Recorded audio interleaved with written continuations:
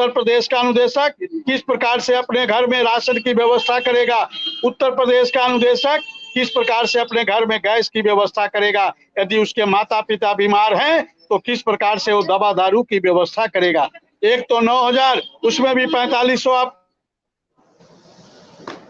परेशानियों से और कितनी जिल्लत भरी जिंदगी से उत्तर प्रदेश का अनुदेशक जूझ रहा है, लेकिन सरकार को कोई चिंता नहीं है, चाहे वो केंद्र की सरकार हो चाहे प्रदेश की सरकार हो। हम आपके चैनल के माध्यम से सरकार से निवेदन करना चाहते हैं, देश की सरकार और भारत की सरकार की स्थिति को देखे और समझे और इनके समस्या का समाधान करे, क्योंकि अब पानी सर से ऊपर बह रहा है। अब उत्तर प्रदेश के अनुदेशकों की जो स्थिति है वो किसी से छुपी नहीं है। इसलिए हम आपके चैनल के माध्यम से उत्तर प्रदेश सरकार से और भारत सरकार से अनुरोध करते हैं कि हम अनुदेशकों की स्थिति को सही करे, हम अनुदेशकों को भी मान सम्मान वापस करे।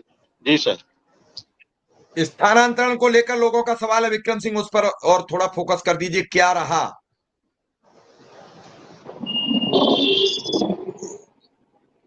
इस महीने के अंत तक बोला गया स्थानांतरण की लिस्ट जारी हो जाएगी। इस बात को ग्रुप पे भी बताया जाता है, जिला अध्यक्षों के ग्रुप में भी बताया जाता है, प्रदेश कार्यकारिणी के ग्रुप में भी बताया जाता है।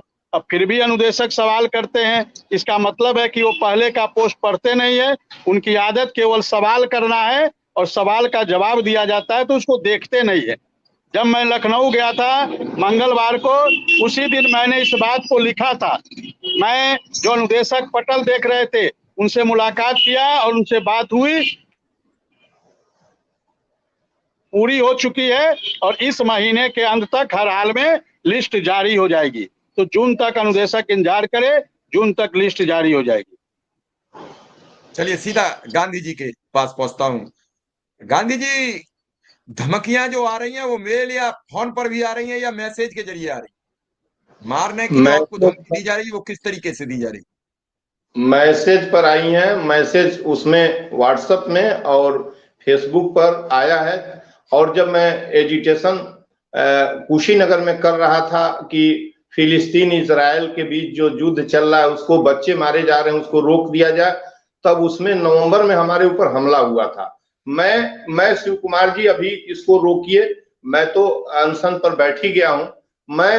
नमस्कार साथियों, वीडियो आप सभी शिक्षा मित्र साथियों के लिए बेहद ही महत्वपूर्ण होने वाली है। दरअसल आज की ये खबर आप सभी के अस्थायीकरण को लेकर व रिसेंट में मिलने वाले मानदेय को लेकर है। दरअसल कब तक मानदेय आपका आने वाला है और मानदेय के साथ साथ अगर हम बात करें अस्थायीकरण की क्या चर्चाएं हैं सरकार में, इन सारी बातों के ऊपर इस वीडियो में चर्चा करेंगे। सभी साथियों से एक रिक्वेस्ट है, वीडियो को आप पूरा देखें। चैनल को अभी तक आपने सब्सक्राइब नहीं किया है, सब्सक्राइब भी कर लें। अब चलते हैं अपडेट पर। पहले इस पर आए, एक बड़ा दर्द है, लाखों लोगों का परिवार का दर्द है। हम तो जहां हैं वहां है ही हैं।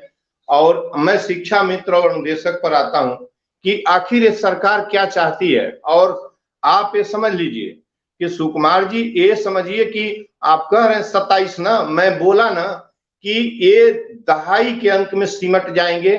इनके इतने पाप हैं, अकेले नरेंद्र मोदी ने इतने पाप किए मनुष्यता के ऊपर और इस देश को अंधविश्वास और पाखंड में झोंका है। इतना पैसा फिजूल का नष्ट किया है इस हिंदुस्तान का, गरीबों का और टैक्स पेयर का पैसा, जिसकी भरपाई कोई व्यक्ति नहीं कर सकता। तो नरेंद्र मोदी का पतन लिख लीजिए, मैं आपके चैनल से, चाहे आप जितनी उद्यम कर लीजिए, चाहे पैसे बिछा के वोट खरीद लें, नरेंद्र मोदी का पतन, समग्र पतन। और यह इनकी भाजपा, नरेंद्र मोदी की अलग भाजपा है, उसका पूरी तरह पतन होना ही होना है। अब मैं आता हूं विक्रम जी के पास कि जो ये संगठन, विक्रम जी से मैं संवाद करना चाहता हूं कि इस तरीके से कितने दिनों से, 3 साल से, अजीब आपका धैर्य है भाई। आपके धैर्य को मैं सलाम करता हूं। मैं इतना धैर्य नहीं कर पाऊंगा। आप मुख्यमंत्री जी से साफ साफ मिलिए कि हमारा अधिकार है, हमको आप विनियमितीकरण करेंगे कि नहीं करेंगे, एक बात पूछिए। और जहां भी कहीं चुनाव होता है, जहां भी अभी 10 सीटों पर बाई इलेक्शन होने जा रहा है, सभी वहां जो जिले के शिक्षा मित्र हैं उनसे यही कहिए हाथ जोड़ के, किसी को वोट इनको न दें। बैनर लगा के घूमे, किसने हमारे पेट की अतड़ी खींची है, इसको वोट नहीं देना है, इनको लखे दिए। और 27 में तो वैसे ही पतन हो जाना है, बचेगा नहीं। बचेगा बिल्कुल नहीं।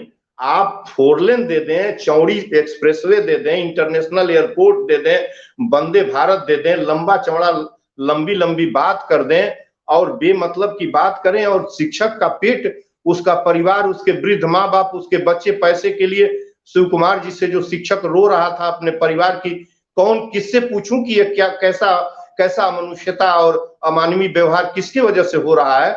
इन लुटेरों की वजह से हो रहा है। आज जितनी बेरोजगारी और गरीबी आप देख रहे हैं, उससे ड्यू टू अनएम्प्लॉयमेंट जो पुअर्टी है, वो इन लुटेरों की देन है। वो माननीय विधायिका के सदस्यों के वजह से भारत आज इस मुकाम पर है। इतना रिसोर्स और संपत्तिवान देश को इन्होंने इस तरीके से लूटा है, फिजूल खर्ची। अपने 50-50 लाख इनका कंटिजेंसी और सैलरी है साल का, और एक मानदेय को आप एक अनुदेशक को और शिक्षा मित्र को क्या उसके साथ